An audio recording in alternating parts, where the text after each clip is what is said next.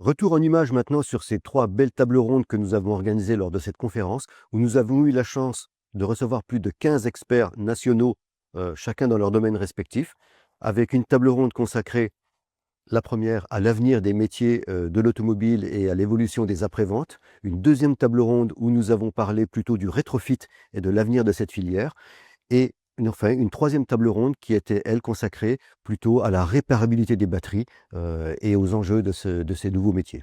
Vendre des voitures neuves, c'est devenu de plus en plus compliqué. Et ce qui croît, c'est l'achat de voitures d'occasion, mais c'est aussi l'entretien et la réparation automobile. Donc il y a effectivement, entre l'activité du distributeur et puis ce qu'est la vie des automobilistes, il y a un fossé qui a eu tendance à s'élargir. Et ça, évidemment, ça veut dire qu'un groupe de distribution, s'il veut continuer à tenir debout, il se doit d'aller chercher d'autres business que ceux qui étaient les siens jusqu'ici. Bien sûr, on parle beaucoup d'une expérience client qui doit être réussie, mais je pense qu'on doit aller plus loin, elle doit être même innovante.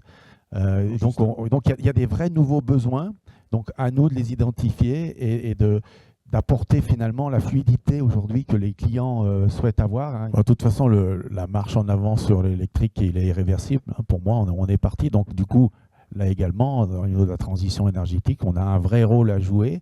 Et là, et c'est ça aussi là-dessus qu'on doit investir énormément sur ces sujets-là. Le métier change clairement et ce qui doit surtout changer, c'est notre façon de travailler, notre façon de conseiller le client. Aujourd'hui, nos vendeurs doivent s'adapter à des clients qui sont dans le doute, qui entendent beaucoup de choses. Je crois qu'à vous tous aussi, ce qu'il faut, c'est qu'on rassure. Tout va bien se passer, c'est une transition. L'environnement et le paysage politique et économique qui se dessine fait que les jobs les plus sûrs sont dans la distribution parce qu'il faudra toujours quelqu'un pour avoir une relation humaine avec un client.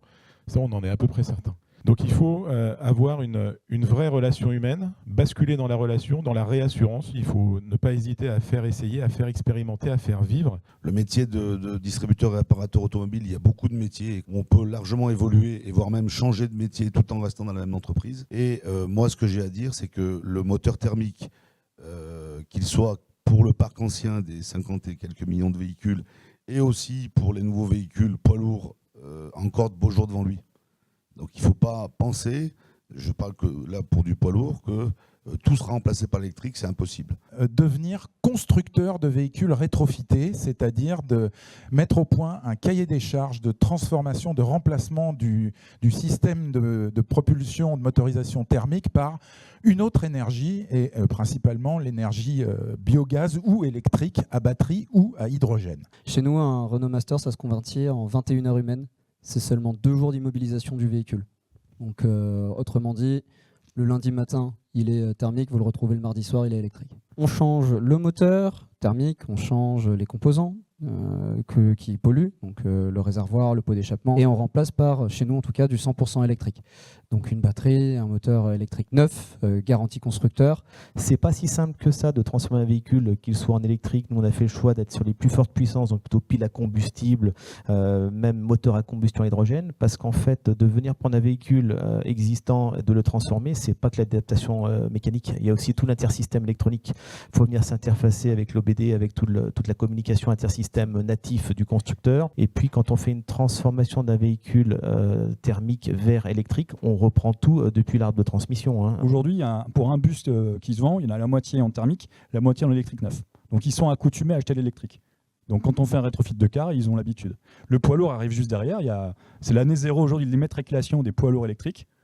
Il suffit de parler à un concessionnaire Mercedes ou Renault Trucks, ça part, y compris sur la longue distance. D'accord ? Oui. Et donc, c'est plutôt un segment qui a trouvé sa place et son marché. Par exemple, sur l'autocar, on prend un composant qui existe et on l'intègre. On fait un travail d'intégrateur. Sur les tracteurs, sur le tracteur de vigne, ça s'appelle par exemple un enjambeur, on a été sollicité pour le faire fonctionner au bioéthanol. Donc c'est quelque chose qu'on a réalisé. Donc maintenant, il faut fabriquer de l'éthanol.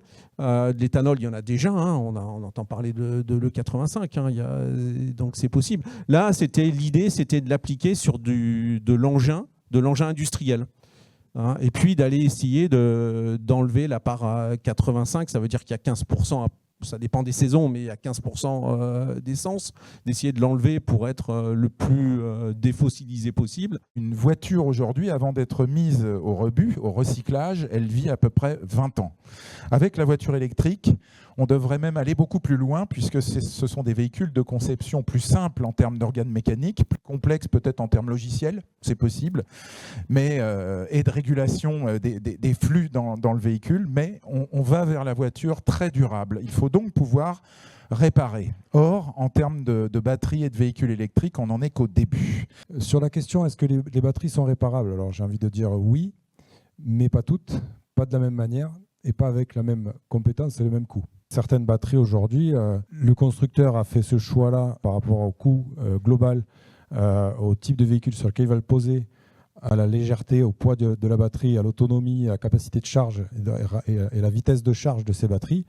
Et forcément, ça a eu un impact plutôt très négatif sur sa réparabilité. Après, encore une fois, le constructeur, lui, dans le meilleur des mondes, il voudrait faire des batteries réparables, pas chères, autonomes, enfin, voilà. L'enjeu aujourd'hui, dans cette transition technologique, c'est de faire évoluer les compétences de nos techniciens pour accompagner l'électrification du parc. Les constructeurs vont pas forcément nous faciliter le travail, et puis des fois ils sont pas propriétaires des batteries. Donc pour la documentation technique, c'est des fois très compliqué de trouver l'information du mode opératoire, des données techniques, etc. Tout l'enjeu, c'est de démonter les batteries et de créer ces modes opératoires pour les réparer demain. Par contre, tout à l'heure, Emmanuel, vous avez relevé un sujet très stratégique, c'est la partie logicielle, le software. Et ça, aujourd'hui, c'est indispensable de vraiment se poser les questions et d'investir sur le logiciel. Il y a des compétences qu'on connaît déjà, qu'on enseigne déjà par ailleurs dans d'autres technologies. On en a parlé, les voitures électriques d'aujourd'hui, elles embarquent des technologies qui embarquaient déjà les voitures thermiques d'hier. Sur le reste des compétences qui ne sont pas forcément liées à la traction, mais on rajoute un pack, on va dire, de compétences complémentaires et multiples autour de ces packs de batteries. On n'a plus personne qui sait faire de la batterie sur le territoire français, etc. Donc un consortium est né qui s'appelle donc l'école de la batterie. Ça n'a pas d'entité juridique, c'est un consortium d'une quinzaine d'acteurs qui regroupe des industriels, des écoles privées, publiques, de tout niveau.